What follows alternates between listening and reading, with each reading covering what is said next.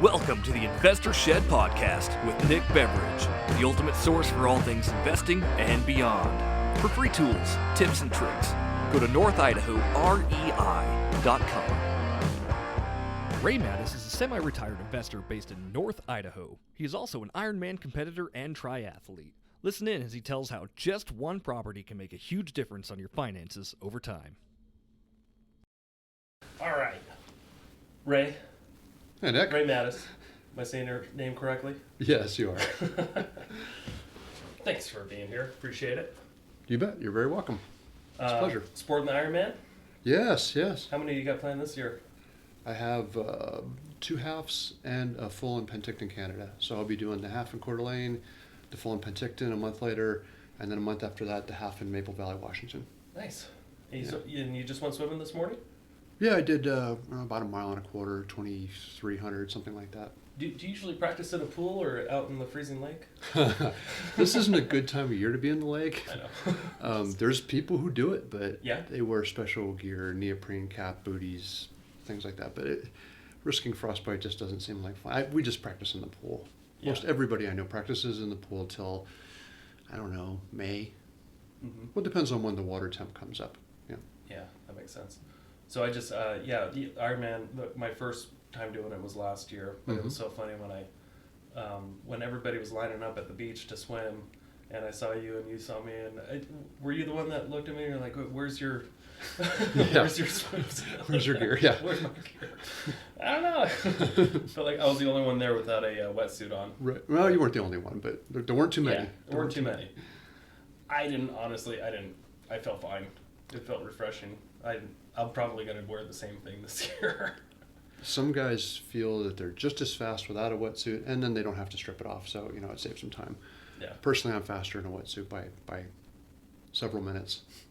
Oh, nice. Yeah, well, you know what? I wasn't that fast. I think I was like 52 minutes total was the whole thing, so maybe a wetsuit would help. I don't know. Yeah. Anyway, we're here to talk about real estate. Right. You mind telling me a little bit about what got you interested in real estate and where you started? Oh, sure. I actually have some influence in my family. My grandfather was kind of a real estate investor. He originally had a duplex that he house hacked, and they lived in that for a long time.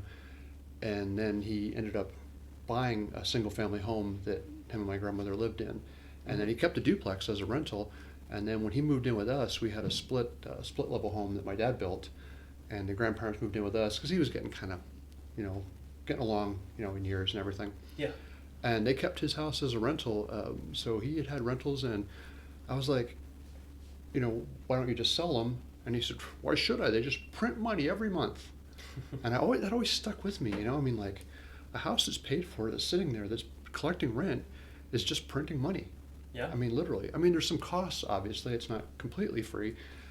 Some houses might have an HOA, other houses have, expenses because it's an older house, needs a garbage disposal or a faucet replaced from time to time, or even a furnace job or a roof job.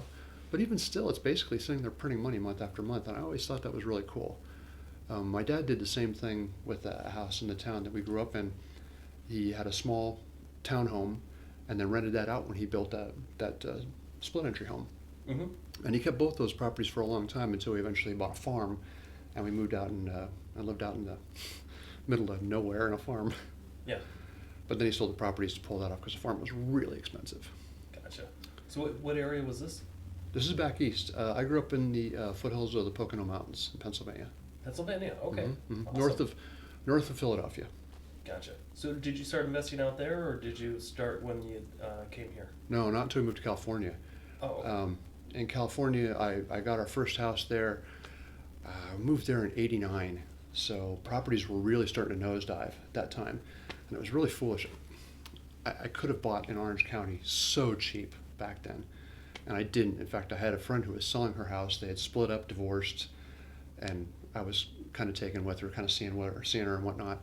Yeah. And she offered, for me to buy this house. I could have bought that house for $120,000. It's probably worth $750 today. Right. Yeah. But coulda, shoulda, woulda, But I ended up buying a house up in the desert, kind of a live-in flip situation. Rolled that over, made a few bucks on it, not a killing, but a few bucks, and then moved down into the valley, into San Bernardino Valley in Riverside. Actually, we lived in Riverside, and I bought a live and flip there, and then moved to another live and flip, and then we left there in 2002, and we got a pretty good payday on that last one. I mean, it was a nice house on a double lot with a pool. It was a beautiful home. Yeah. But that house, that old house that was built in the 20s, that live and flip, I'll tell you what, it was a 3-in-1, and it needed a bathroom remodel because the floor was rotten, which I kind of knew when I bought it. It was a Fannie Mae, Freddie Mac, had been a rental, ended up distressed, and I bought it as is. Was like a home path? Yes, it was home Property. path, exactly. Mhm. And when I got into it for very low down, which was wonderful, but the house was a nightmare. Knob and tube wiring that somebody had run extension cords through the walls, and really, really, Oh. really cool stuff like that. Extension cords, not Romex. No, there was in the walls. inside the walls. In fact, Wow. there was That's a new one. No, it was beautiful. I have pictures of it somewhere. It was awesome. The Romex would come out of like a switch box or a gang box, Yeah. and then just be black taped to extension cord, which would then run up over into the ceiling fixtures. Oh, jeez. So there were several ceiling fixtures that were like that in the house. And it was working? It worked, but it was obviously not safe. It was Right. completely stupid. Plus, the floor of the bathroom was rotten, and when you got to completely gut and redo the bathroom, living with the wife and the daughter in a one-bedroom in our one-bathroom house, I wouldn't wish that on anyone. Yeah, I mean, that's got to be, what, weeks? It was a of month. Not being able It to was use a the month. toilet? No bathroom for a month, and So what do you believe do in me, that they were- scenario? I mean, do you use a neighbor's toilet? Do you have to go to we grocery befriended. store? We Go befriended outside? the neighbors. I knew the neighbors. I lived on that street. My other house was only 5 houses away from this one that we bought, that was built in the 20s, and they took pity on us. That's nice. But our welcome was worn pretty thin by the end of that month. I'm telling you what, it was not the ideal Get that situation. remodel done! So when are you going to be done with that?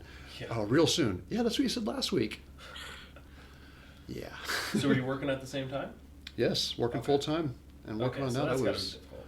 I think I slept about 4 hours a day. It was horrible, Yeah. and I had never done anything like that. I had to rip out the subfloor. I didn't know how bad it was. There was 4 layers of tile. They were just overlaying the tile on it, Oh, wow. and So very tall floor. it was. They had cut the bottoms of the doors to clear the tile of the floor. I swear, it was So that means you have to ridiculous. get new doors, too. Huh. No, that means you just Or- have a gap at the bottom of the doors. Oh, you just have a big gap. Okay. But I had to rent a Bosch jackhammer to blast through the tile. And as we got through another section of tile, we got down to the bottom bed of tile over the subfloor. It was like a bed of mortar, and then like they looked like little tiny stop signs all held together on a mesh. Uh-huh. It would have been probably remodeled back in I would guess late 60s, mid 60s, something like that. And that was the final layer. And when I punched through that, the subfloor just fell through to the ground. I mean, there was just dirt. The Were the subfloor. joists still there? The joists were fine, but the subfloor was Okay. like tissue paper. Yeah. It was Also amazing. common. It had been rotting. It had been rotting for years. Yeah. The toilet had been leaking, and then the shower mixer valve had been leaking. And that's how I found it, actually. I was sitting there one morning, and I'm reading the paper, having a cup of coffee, and I hear this, and I'm like, what is that? And I'm looking around, I don't see anything, because the house is dead quiet, first thing in the Yeah. morning, And I put my ear to the wall by the shower, and I can hear it hissing inside the wall. And I thought, that doesn't seem very good. So I cut an access hole in the closet, and sure enough, the mixer valve was just spraying a nice spray of water that would hit the inside of the shower, drop down, and was spreading across the subfloor and just rotting it out. Did you have a crawl space? Yes. Okay. Yes. Gotcha. So It was that built on a filled raised up like found- a pool, or It was pretty muddy under there. It was. I found a dead cat under there too, which is kind of cool. hey, I found dead cats in crawl spaces before. That's apparently a We have thing. something in common. Right. It was cool. We made good money on that house though, and that was a good thing. Okay. And when we came up here, I was So able how many to, years did you say in that live and flip? Oh, 5-ish. 5 years. Around Okay. 5, yeah. Gotcha. Mhm. And it was really nice by the time we left. And So when you sold it, you didn't have any capital gains taxes to pay, right? no, Because- it okay. was free and clear, which was wonderful. Yeah. Awesome. Okay. So what'd you do next? Moved up here and bought a new construction home. What made you want to move up to North Idaho? Well, I had a customer of mine. I was working at this shop at the time, and he had come in and he was talking to me about it. And we had actually considered moving to Oregon. My stepson and his family lived in kind of like the Bend area, and they talked about, maybe we should move up here. And we went up and looked at it. And Bend at that time was kind of depressed. The sawmill had just closed, and you could buy houses pretty cheap. And I thought, well, this is a decent place to live. I liked it. There was a lot of things I liked about it, and there were some things not so much. So I'm discussing this with this customer of mine, and I'd known him for years. And he said, oh, you have to go to Coeur d'Alene, Idaho, which I had never heard of. Yeah. And I'm like, Coeur d'Alene, what, Idaho, what am I going to do, grow potatoes? Yeah. I mean, seriously, I asked him that. And again, what year was this? 2002. 2002, okay. So he said, no. He said, go to cdapress.com and look it up and just look at the area. He said, if you go there, you'll move there. I promise you.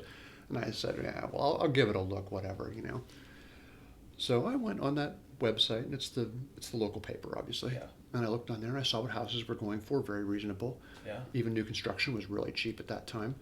And it looked beautiful. Lakes, mountains, fishing, hunting, camping, everything you could ever want.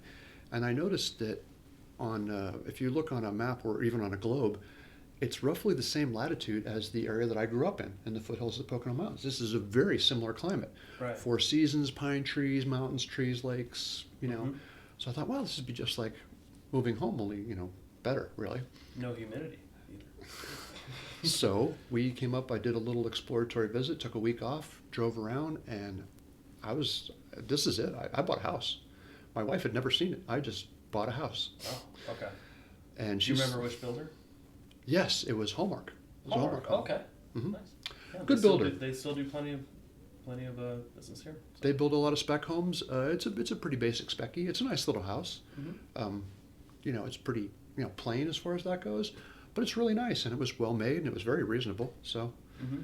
moved up here and bought that one, and then things got very depressed in real estate in around 2008, I think it was, or maybe it was 2009. I can't remember exactly. Started slowing down in 2007 quite a bit. 2008 was definitely going down. 2009 was like a nosedive. Like everybody was just broke. Seemed like nothing was moving, and then it stayed like that for a couple of years. Right. Well, it was about that time a friend of mine bought some recreational property up on the North Fork of the Coeur d'Alene, and he'd bought it very reasonable, Beautiful property. He still has it to this day. It's awesome property, acreage. And he set a little fifth wheel up there, and that's his place, and he goes to it to visit it. And he encouraged me to do the same thing, and I really thought about doing that. In fact, I could have bought a lot in his segment there. It's not really development. It's just somebody had subdivided a bunch of land up there. Mm-hmm. And I could have bought that, and I thought, the thing about doing that is you're tied to that one spot. And we like to go camping. I like to go to different places. We'll go to this place, we'll go to that place. Maybe we want to go to Glacier or Yosemite. Who knows? Montana, somewhere. So you're really tied to that one property. And I thought, that's not a good idea, So about this time, a neighbor just down the street from me, they got divorced. They split up. She tried to keep the home, couldn't, and was losing it. Yeah. And I talked to her a little bit about it, and she said, yeah, we can't. We got to go. We're moving. I mean, I talked to her when they were loading the U-Haul. Oh, okay. And she had already lost the home, but I didn't realize that she was that far down in the process. Otherwise, I would have bought her out of it. And it ended up being a foreclosure. Mm-hmm. And I talked to my realtor buddy at the time who sold me the first house. Yeah. And I made a bid on it and got the house. And Nice. it was cheap. God, I wish I had 2 or 3 of them at that price. What location was that again? That's in Post Falls in the Woodbridge subdivision. Woodbridge, okay. It's very close to the state line because I was Yep. working in Liberty Lake at the time, and it's great for community. I mean, God, Yeah. you're And that 5 area's blowing miles up. away. It's There's growing very quickly. Yeah, a they're lot building of up state development line, going and there. Yep. Okay. At that Do you time it still was have mostly field. Yes, I have both those houses. Great. Okay. Can you go in depth about the numbers? Like Sure. What you bought it for, mortgage, how much you put down, what is the cash flow, that kind of stuff? Sure. That house was 132, which was really a good deal. I felt at the time, and still do. And how big? And it's about 2,000 square. It's a 4 and 2. Wow. Yeah, and it's got a big That's a great lot, price. and it's on. Yeah, it's fantastic, and it's on a cul-de-sac street, very quiet street, great for the kids. It had a partially fenced yard. I had to finish the fence. It cost me $5,000 or $6,000, big deal.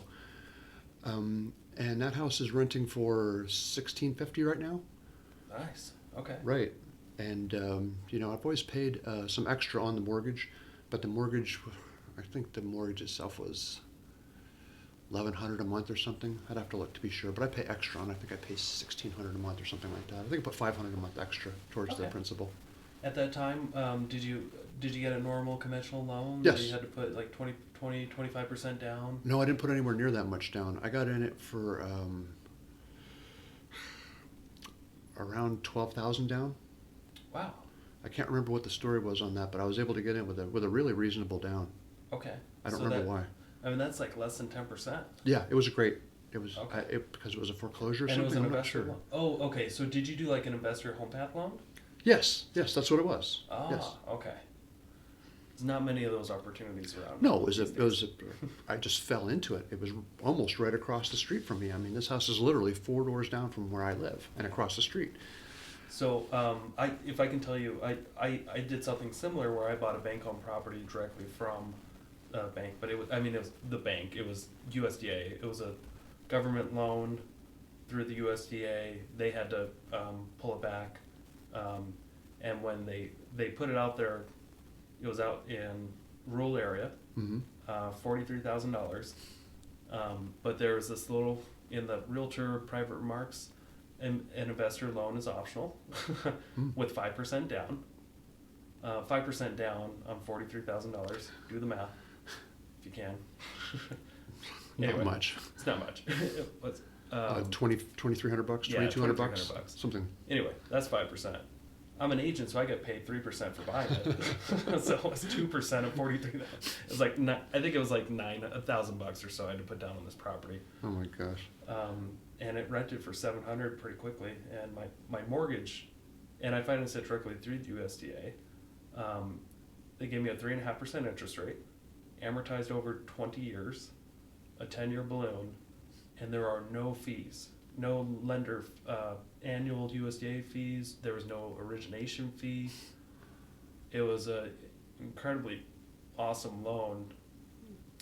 So my payment was like $375. Wow. Needed $1,000 down, and it rented fast. I'll take a half a dozen of those. Yeah, those were the good days. Anyway, let's go back to so Woodbridge. Mhm. Still got it today. Going well. Do you have many repairs that you had to do to it when you bought it? No, I had to do a standard paint and carpet. Okay. They weren't too kind to it when they moved out. They were just really roughhoused it with the furniture on the way out and knocked out a bunch of drywall corners and it was actually pretty minor damage. Honestly, they were just careless with it. Okay. The carpet looked like it was originally tan, but it was black in all the traffic areas. It was just horrible. It doesn't really matter if you're changing it anyway. It doesn't matter how bad it is. Yeah, you usually change it every Right. tenant turnover anyway. So Well, yeah, exactly. Mhm. So it was a paint and carpet job and some light drywall, and I finished the fence. okay, I think I might have put, I don't know, 10 or 12 grand in the whole property to get it ready to rent, and I had it rented right away. In fact, in those days, I didn't use a property manager. I just stuck a sign in the yard, and I would stick a sign in the yard and rent that place for. At that time, I was renting it for $12.50, I think, which is Okay. actually pretty cheap. But with what my payment was now, I was thinking that was pretty good. I didn't Yeah. know any better. $300 a bedroom, well, $12.50. That sounds about right. And I would have 3 or 4 applications by the end of the week just from sticking a sign in the yard. right. I never had problems renting that house. I found out later I was renting it too cheap, and I gradually crept up and up and up on the price until I got a little bit more in line with what people were paying around here. Okay. And it was partially through you guys that I realized that I was, hundreds under market. Left a lot of money on the table there, but it's okay. And I had some renters that were in there for a couple of years that really were great. Took great care of the house. Spruced up the yard, did nice stuff. Yeah. Well, I wanted to ask you too. Yeah. So you've had it for 12 years now? Something like that. Yeah. About okay. So if you had to guess, how many tenants have you had to turn over?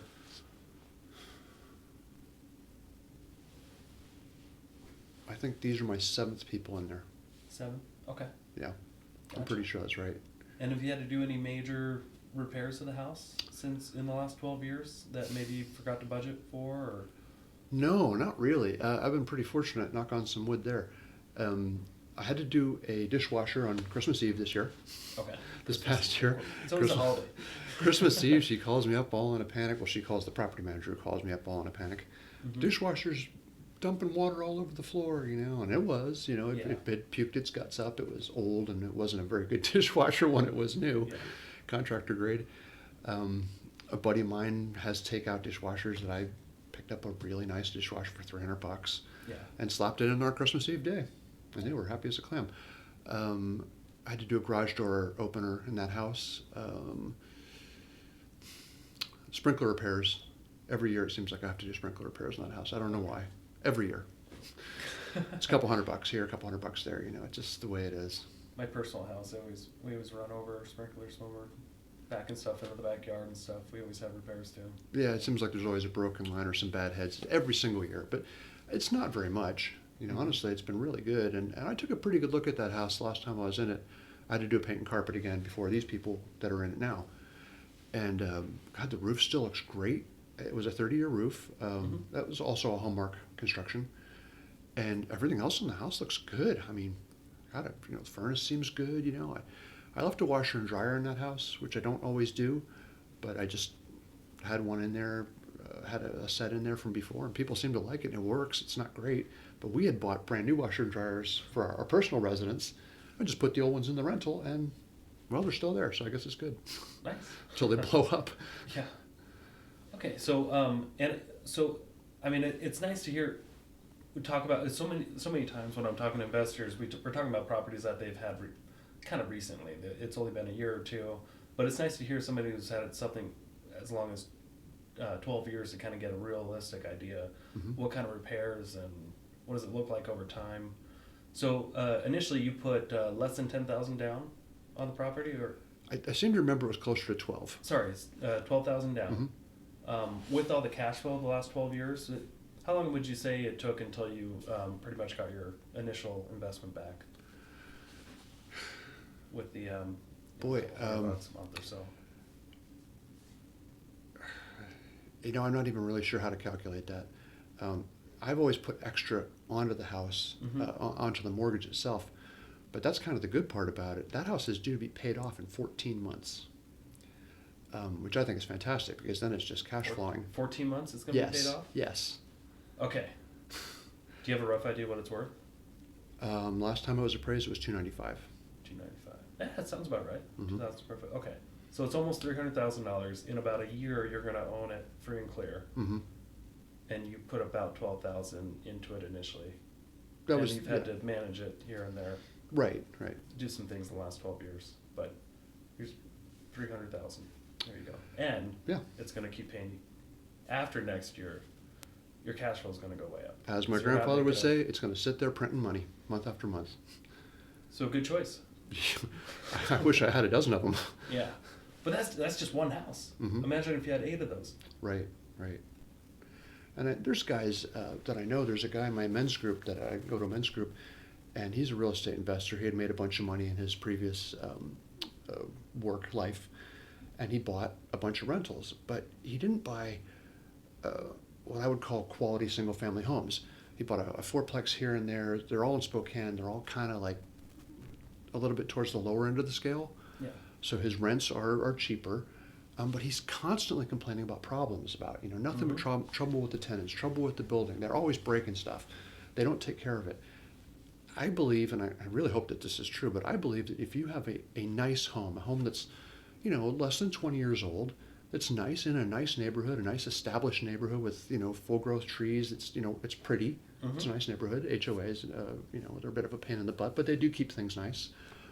And you charge a decent amount of money for them, it attracts the people who are going to take care of them. Right.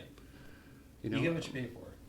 Yes. And if you pay just a little bit more on a rental investment, it's amazing how much over time it'll pay back. I would rather have one solid rental than 3 crappy ones. Yeah. I just think that makes more sense to me. I know there's guys who don't believe that and they'd say I'm wrong, but to each his own, right? Yeah.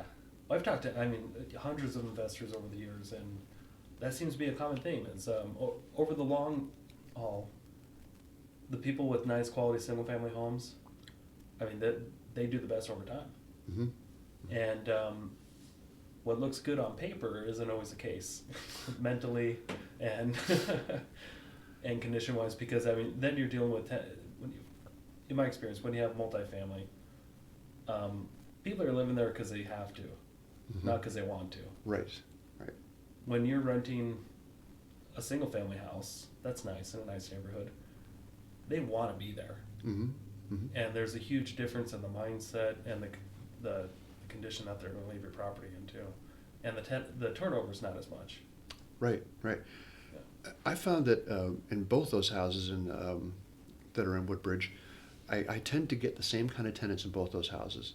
They're a family who has just moved up here from, I mean, pick your poison, Orange County, Sacramento area, San Francisco, Seattle sometimes, and they've decided to move over here, but they don't find a house to buy. Inventory is a little tight right now. Yeah. And they just think, well, we'll just rent for a year or two until we find something, or maybe we'll find that plot of land we want to build on. But in the meantime, they don't care, and they're coming from an area where $1,500-$1,600 a month is, nothing to pay for rent, so they're completely happy with that.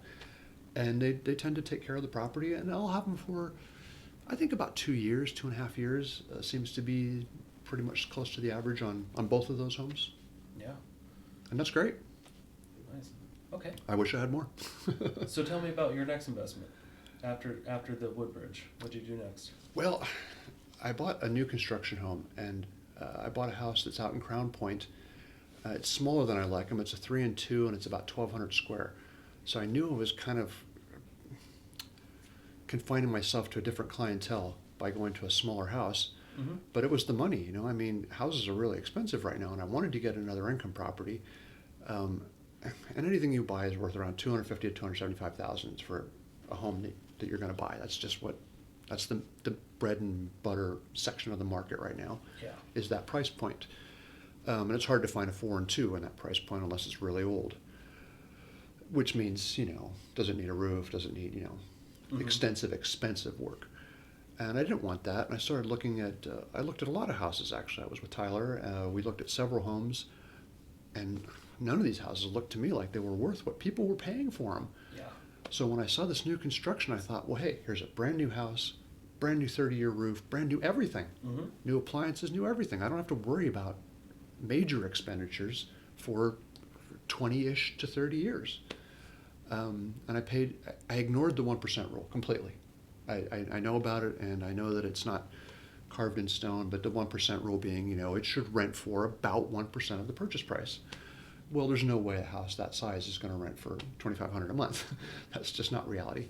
Right. So I pretty much ignored that, and I thought, well, you know what? With appreciation, et cetera, factoring into it, and the fact that I don't have a lot of money going into repairs, I still felt like it was a pretty good deal. I believe I overpriced it. I had it up for $14.95 for 3 or 4 months. Well, it's also, I mean, it's probably not just that, it's the time of year. In the middle of winter, yeah. Right in September, things start to really slow down. Right. And you hope you really have a tenant through the winter until things pick up again in the spring. Because options are limited. All these short-term rentals start becoming available as competition. So the good news, if there is any, we've had appreciation since September. So your house is worth more. I've actually thought about selling that house, honestly. Yeah. And I don't know that that's really the best use. If I got out of it now, I did a little math on it, I would probably break even or maybe make $1,000. I mean, it would be, if there was any gain, it'd be minuscule. It'd be wiped out by all the costs of the cost of selling the house. Cost of selling, yeah, it's cost of selling, expensive. right? Of course it is. So I don't know that there's any advantage to selling it. I'm in it now. I may as well stay in it. Once I get a tenant in it, I'll feel a lot better about it when someone else is paying the rent. Because right now I'm paying the rent on a vacant house, which is not as much fun as it sounds like. No. Been there. But I really wanted to do a flip. I wanted to get into fix and flips. And as you know, we looked at that house on 13th, and God, for what they wanted for it, I thought I have to put $50,000 to $60,000 in this house to to make what? To make 10,000 when it's all said and done? It's not worth it. Yeah. And probably still would have lost anyway with going over budget on repairs and yeah. I mean, Yes. it's just It'd be so easy to go over budget on a house like that too, because it needed Yeah. everything. hmm And then they said, well, look at the appreciation. It's gone up almost 11%. And, well, that's true, but you can't count on can't appreciation. count on That's like gambling. It's like Mhm. playing the lottery. Yeah, it's a very interesting market. Can't time it. All you can't buy on speculation that things are going to continue to improve. We're being told by everybody that does statistics that this year we should grow another 5% in appreciation or so. hmm But I mean, where are they pull? Nobody knows exactly. True. That's just where they're all kind of guessing based off. Interest rates are going to remain stable. hmm Under 4%, and it makes sense. But real estate's so local, hmm and you never know what's going to happen. So it's hard to just buy a flip and just expect the market to go up, and that's what's going to save you. No, and that's a fool's game to play that, I believe. In Mark Ferguson's book, he talks about not factoring in speculation, not factoring in appreciation. You just can't count on it. Yeah, no. And he talks about the difference between real estate investing and investing in the market. And over the last year, I'll tell you what, if I had the money I put in the Argyle house in the market, I would have had a very nice return. Whereas in the Argyle house, I've actually ended up losing money. And it's no one's fault but mine. I certainly don't blame anyone. I just didn't realize it was going to play out that way. Yeah. So what's your mortgage on that house, and what do you expect it will rent out for at this point? My new property manager tells me they think $1,350 is realistic. Mm-hmm. I had just dropped it from $1,495 to $1,395, and I got a few showings at $1,395. So there were some nibbles on it. No applicants yet. Nobody really apped out yet. Mm-hmm. But at least I got some traction at that price. So I know that the price point is getting closer. She believes $1,350 is where we need to be to fill that house. The mortgage on that house is like $1,218 with PMI. Okay. So it would cash Gotcha. flow. It would cash flow a few bucks. Just a little bit. Yeah. Enough to pay for itself. hmm Now, do you still have to do anything to the house? Do you have to put in a backyard or a fence or a refrigerator or anything like that? Fridge is in. I do have to finish the fence. I split the fence with the neighbors along the left side and along the back. Mm-hmm. They were putting up fencing anyway, so we all got together and talked about it. We ended up splitting the fencing. But I still need 95 foot of fencing on the other side, and that neighbor doesn't have any money and won't split it. Gotcha. Okay. So I'm on my own on that one. So I need about $4,000 worth of fence, Okay. and it does need a backyard, which another couple grand there. Yeah. And I just don't want to put the money in the property right now with it while I'm still making the mortgage on an empty house. Yeah. It's also hard to put in a backyard in the winter. Well, Yeah. yeah, not really the best time of year right now. Yeah. But that was a mistake too, honestly. On new construction, it would have been so easy to roll in the rear sprinklers and rear yard and hydro seed and have everything done as far as that goes, and then added the fence later. I could have rolled it into the loan. What would it have cost? $20 a month? Yeah. You know? Yeah, something like that. I should have, coulda, woulda. Good idea, yeah. So I bought a new construction as a rental as well a couple years ago, and it just happened to work out great when we closed on it. We closed on it right at the end of spring, right at the beginning of summer, Hmm. and it was a great first year. And then I sold it because we just had an insane amount of appreciation, and I was able to use the cash on other projects. But I wish I would have kept that house. It was so easy to manage. It was the only property I was managing on my own. Hmm. Just because it was new construction and what could go wrong? And nothing went wrong. I never heard Right. from him at all, so I saved, I think, like maybe $2,000 in property management fees that year, Right, or right. something like that. But I think a property manager's worth it once you have more than 2 doors. yeah, I did that one my own, and then when we bought the Hayden house, I was doing the other. So I had 2 houses on my own I was managing, and I was working full time at that time. And I'll tell you what, it gets to be a pain. I mean, sure, a couple months breeze by where you don't do anything, you just collect the rent check and nothing happens. And then it seems like all at once, this guy's complaining about that, and that guy, well, I'm a little short this month, and blah, blah, blah.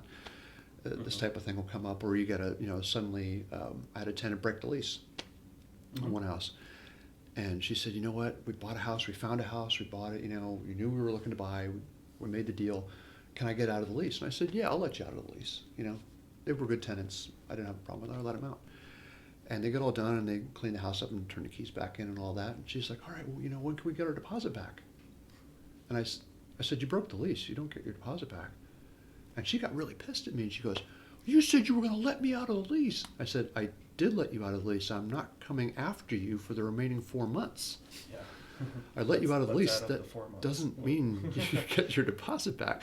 And she said, well, we spent all that time cleaning the house. I said, you mean you would have left the house without cleaning it? Then you wouldn't have got your deposit back anyway. What's the difference? So it's weird what people will sometimes do in their minds to justify things. But, that all happened, and I thought it'd be so much easier just to turn this over to a property manager. It doesn't really cost that much. I think the manager I use now charges 4.5%, very reasonable. Oh, that's great. Yeah, it is a good deal. 4.5. Yeah, how do they make money? They've got a lot of doors. Yeah, they've got a lot of doors. Yeah. So how many doors does your management company have? I don't know the exact number, but they have quite a few listings. Okay. I don't really know exactly what they have. They do a pretty good job. They've been around a long time. The lady that runs it's very busy and often doesn't return my phone calls, which I'm not super happy about. But there's plenty of people in other businesses I deal with that don't return my phone calls. So I guess when you pay 4.5%, you take what you get. Yeah. But they're good. They keep the houses full and they keep the rent checks coming, and I got my statements and my check every month on time. So Nice. I can't complain too much. So you said you'd like to flip houses now? I really want to. I've actually thought about flipping in Spokane. I'm on one of those wholesalers lists. The guy, AJ, sends me, houses from time to time, and they look pretty rough. I mean, they're what you expect, and they're pretty cheap. But I just don't know anything about the Spokane market. I hear it keeps going up and up, much like ours. But I don't know what's a good area. I mean, I know Hilliard's not super great, but I don't really know much about. I'm a little afraid to buy in an area where I don't know anything. Well, do you have a good agent over there? I don't know anyone over there. I'll get you connected with a couple people, but you got to start there, I think, and then just tell them what your goals are, what you currently have, if you want to do something similar, or stay in the neighborhoods that makes sense to flip in. I don't know, but I can depending on what areas of Spokane you're interested in. I know some good agents over there. Yeah, I'd definitely like to get some information. Okay. We started this talking about Ironman. Yeah. And I do Ironman. I've done long course triathlon for several years now. And I think that really helps my mindset in business because it's the key word in long course triathlon is patience. I mean, we are such an instant gratification based society. Our culture is, I want it now. You like that J.G. Whitworth. It's my money and I want it now. I want it now. Yeah, the guy, right? And the people and everyone identifies with that. That's how we are. But there's no shortcuts in an Ironman, and there's no shortcuts in real estate investing. It's a long game, and you really have to choose your moves carefully and pace yourself and plan things out. My idea is for this to be my retirement. I don't have any kind of pension. From the job that I worked, it wasn't that kind of I worked at dealerships. There's no such thing as a pension there. There is no golden parachute. There's no nothing. When you leave there, you leave there, and good luck, God bless. Don't let the door hit you where the good Lord split you. And then there's, of course, Social Security, but that won't allow me to live in the lifestyle to which I become accustomed. I like Porsches. And mine's getting old. I want a newer one. So there's no, how are you going to do that on, $1,500, $1,800 a month, whatever it is? It's obviously not going to happen. So I think the passive income from real estate investing is probably the best bet. You also can't count on the market. I read a really interesting book by Tony Robbins called Money. I don't know if you've ever read that. I listened to, I have the audiobook, and it took a long time. It's a thick book. It's a big book. It was a fantastic book, though. He covers a lot of ground, and he talks about in there one of the keys that really rang for me was everybody wants to plan for retirement. That's obviously something you should be doing, but the key question they ask you, the key question is one that they don't ask you: how long are you going to live? Well, nobody knows that. That's the great X variable, you know? I mean, are you going to live to be 95 or you're going to, you're going to be in the box at 72 or somewhere, somewhere else? You don't know. No one knows. I mean, there's plenty of guys my age in the ground already. So who knows? I think the only thing you can really do, you can't time the market. You can't time the stock market. All you can do is just build for growth and hopefully build what he calls, a perpetual money machine. Something that's constantly generating multiple streams of passive income. Yeah. And out of everything that I've seen, real estate investing is about the only thing that really fits that bill.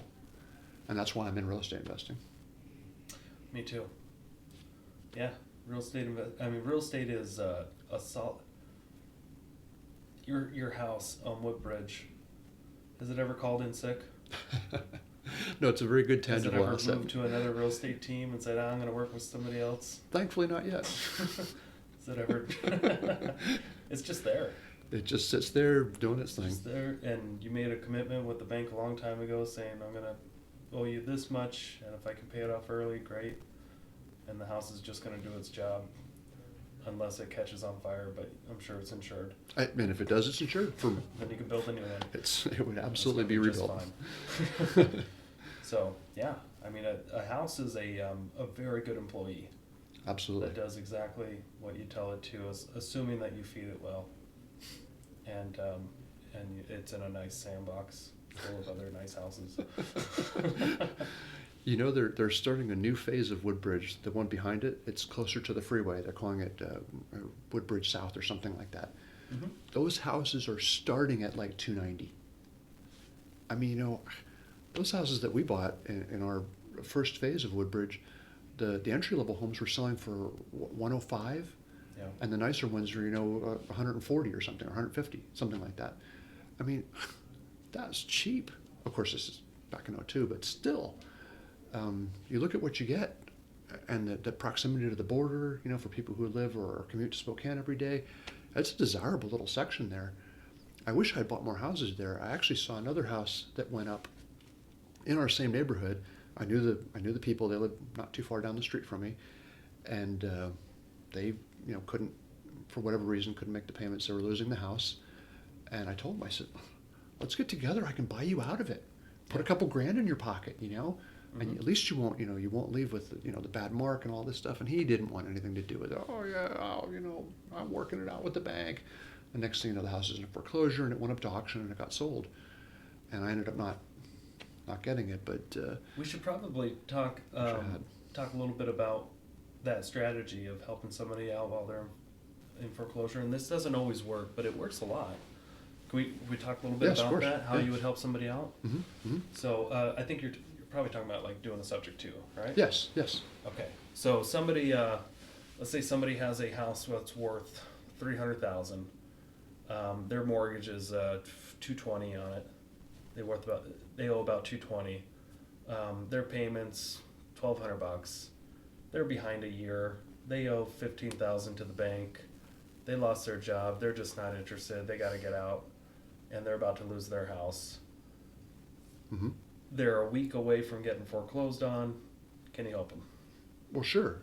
What do you do? And you can tell them, hey, we'll jump in, we'll contact the bank, and tell them, I'll make the back payments, pay up to $15,000, which is cheap to get into a house like that, obviously. Yeah. And then I'll still put, I don't know, let's say $5 or $6 grand in your pocket, so you can move out, get an apartment, and and clear out of the house. So I'm out the door, let's say 20-ish thousand, 21,000, and into this house that really already has equity. Yeah. So let's run the numbers on that, because that's a very common scenario. I've done these a couple of times, but something like that where somebody's owes $220 on a house that's worth $300 grand, and their payments are $1,200 when you can get maybe $1,500, $1,600 for rent. Mm-hmm. It's a great deal to walk up, and if you can say, hey, I'll pay all your fees that you owe to the bank. You're not going to have a foreclosure on your record. Right. But your loan's going to stay in place, and I'm just going to make the payments on your behalf. And I'm going to take ownership of the property, and I'm going to give you another $5 grand to move out with. Mm-hmm. A lot of people would take that deal. Well, sure, and the biggest And, thing is what you mentioned is that taking that black mark off their credit. Yeah. You put a foreclosure on someone's credit, I mean, that destroys them for a very long time. And if you're an investor and you want to go buy a $300,000 house, you got to get a 20% down Investors type loan. of investor loan. Right. That's $60,000. So for 1/3 of that, 20 grand, you can make somebody's day. It's literally a win-win. And I mean, you it got really about is. 80 grand in equity in that property that you Right. can also leverage on flips. Let's Right. say you need 50 grand for a flip, maybe get a HELOC or just use it as cross collateral with a hard money lender. Sure, sure. All of a sudden, you know, you got a cash flowing property. Mhm. So when you put tenants in it, Right. so that's how you help out someone with foreclosure. You got to be able to make sure that you're going to have plenty of equity. You're going to get into it relatively with low cost, maybe a third of what you would do if it was a traditional purchase. Right. If that's making sense to people, 20 grand versus 60 grand down. You quit claim the property to yourself. Use a title company. Yep. Yep. You're violating the due on sale clause, yes, for all you people freaking out over there. And you just take that risk, and you just make that payment on that person's behalf. You got all their information about their lender. You have statements be sent to your house instead of them. Mhm. They're still on the loan. You're just making those payments. 98% of the lenders out there just want those payments coming in. They're not going to call the loan due. There's no way they're going to call the loan due because they lose money. It's going to cost them money. It's going to cost them money to get that person out because if they go into foreclosure, the customer's going to fight it. Yeah. And they're not going to just walk out happily and drop the keys on the table as they leave. All of You a know? sudden, they have a performing asset again. Right, Which is the exactly. loan. Exactly. Now that I have heard like an Idaho housing type of loan be called due, Mhm. that somebody did something similar, but that was more like a local government type of loan. So it doesn't always work, but 95% plus of the time, you're not going to have an issue as long as that promissory note is being performed in performance. No, the bank has nothing to lose. I mean, why would they call it due? You know, they're better off just making the payments and then collecting the interest. And you know, if they call it due, they're not collecting the interest. And if they There's a do lot call of it money due, you got about 4 months to refinance a property that you have equity in. And you actually Mhm. probably could refinance it. The only time that gets a little sticky is if you already have too many mortgages. And when you Right. get up to about 4 mortgages or so, it starts to get a little sketchy, and you end up in you have to have a creative lender. So you sell it. You got a few months to sell it before it gets foreclosed again. You could always sell it. Worst comes to worst, You got and you still equity. don't lose. Nope. Put it as a discount on the market. You'll get a lot of. And it would move quickly, It'll move and quick. you'd walk out of there out of escrow with a check for 30 grandish. Yeah, it's hard to lose on those type of deals. But how do you find him? I mean, I only knew about that one because he lived down the street from me. I mean, the guy was just, I don't know, 7, 8 houses down, whatever it was, Yeah. right down at the end of the street that I lived on. And I wasn't able to work that deal out with him because he was a little crazy. Yeah. Well, I mean, it's public knowledge when people are getting foreclosed on. So if you Mhm. see pre-foreclosures out there, that just means people are missing their payments. What's funny about Zillow, I have so many people call me on properties that aren't necessarily available. It just shows pre-foreclosure and it's priced at this. It's not priced at that, but this is what Zillow on the mortgage. Hmm. But if anyone's wondering what a Zillow pre-foreclosure is, it's just somebody who's behind on their payments. Maybe you can try to buy the house from them directly, but agents don't have anything to do with it, Hmm. which is commonly confused. I tried that once with a property that was in Woodbridge that I knew the guy was behind on, and I went up there and knocked on his door and said, "Hey, you know what? I hope you don't mind. I'd like to talk to you about your house. It's come to my attention that, you know, you might be behind on it or something like that. I work with a bunch of investors, and we're interested in, you know, maybe buying this property and helping you out so at least you don't have a foreclosure against you." And he told me in no uncertain terms to GTFO off his property and slam the door. And you know, you're going to get that response sometimes. That's 'cause common, it's half the time. well, you know, they're upset about what's happening, Mm-hmm. and it's not a happy-go-lucky situation, but you really honestly can save them. Yeah. You know, you can save them that foreclosure, which is so damaging, and they'll pay for that so many times over in higher interest rates if they go to buy a car, if they go to open a credit card, anything. I mean, you know, people end up in bankruptcy over this, and it's just they don't realize how badly it affects them. Your credit score is so important, but Yeah. Another thing too, a lot of people don't realize they think if you're doing a subject to with somebody and then they stay on that loan, then they could probably never get another loan again, and it's just going to haunt them. right, But if you communicate up front, hey, this is going to stay in your name, and when you are able to get another mortgage someday, give me a call and I will send you the last 12 months of bank statements, canceled checks, whatever, showing that you haven't been making that mortgage and I have, and you're a good lender, will take that and they'll wipe it away on your debt to income to qualify for another house. absolutely. A lot of people don't realize there's plenty of lenders that can do that. Just got to keep in good communication with these people you're trying to help out. Right, So. right. But if you can make that stick, it really is a win-win. I mean, you really are helping that customer. You're helping you. You're getting into a house that you could never get in that cheap, Yep. with that low of a down, I'm saying. And, the guy walks away protecting his credit and has enough money to move into another house, which he otherwise doesn't have. Otherwise, foreclosure against your record, and you have zero. You walk out of there with nothing. Nothing. So, yeah. Look like a bad guy. But it's sometimes hard to convince people of that because pride gets in the way. Yeah, And they they're very just upset don't about get it. they're very upset about losing a house, and maybe sometimes they'll convince themselves that Uncle Fred is going to lend them $30,000 and save their day or whatever, and maybe that does even happen. But let's face it, most of the time that's not the case. No, usually falls apart last minute. Right. All right. So, anything else in the works? Well, nothing at the moment. I just keep looking around, seeing if there's something that looks like a nice candidate for a flip. I keep hearing that this Rathdrum area is growing really well. I thought It is. maybe I can look to see if there's any flips in that area. Maybe I'll talk to Tyler about expanding the search area. I've just been looking in Coeur d'Alene and Hayden and Post Falls, but maybe expand a little bit. I also was at that meeting that we had with the REI group about the guy who invests out of state. And he was in, I believe it was Indiana, if I remember right. Southern Illinois. Illinois, I'm sorry. One of those states that starts with I. Yeah. In Southern He's Illinois. actually on this podcast. Oh, great. Yeah, Sean Dolan.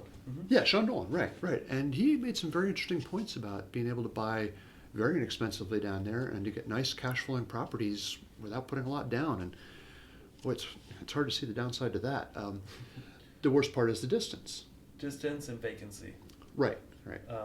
That rental market, from what I've heard, is not as in demand as like this local Kootenai That's County where we area. are. Right. Yeah, Right. but it's good and bad with everything. He's making it work. Right. Yeah. So yeah, there's always things to think about, just looking around, just trying to not keep your mind in a box, you know what I mean? Oh, I can only do X, Y, or Z. You have to be open to other opportunities to say, hey, does this make sense? Does that make sense? And if it doesn't, don't do it. Yeah. Push a bad situation. It never pays. Nice. So before we go, can I ask you about the house that's going well for you in Woodbridge? So you've had it about 12 months or 12 years now, and I'm guessing you got a 30-year loan, or did you get a 15-year loan? Yes, no, it was a 30. It was a 30-year loan. So about how much extra per month were you putting on the mortgage to pay it down so quick? At first I was putting $600 a month on it, or $650, and then I scaled it back to like $500. About So $500 putting extra a about month? $500, yeah. Nice. And And that I- saved you over 15 years. It saved a tremendous amount. In fact, I have the 2 houses in Woodbridge, and the other one's paid off. So is that just the excess cash flow? hmm Okay. Yeah. So it paid for itself. I threw a little extra in there, yes. A little extra. Okay. But I mean, not much, a couple $100. Okay. Nice. And I knew that, the amount of money you pay on an interest over the course of a 30-year loan is so high, it's ridiculous. I mean, you looked at an amortization schedule, and the bulk of your interest is paid, up front. So if you can knock down that principal early in the loan term, you can take years off the back end and save yourself thousands and thousands of dollars.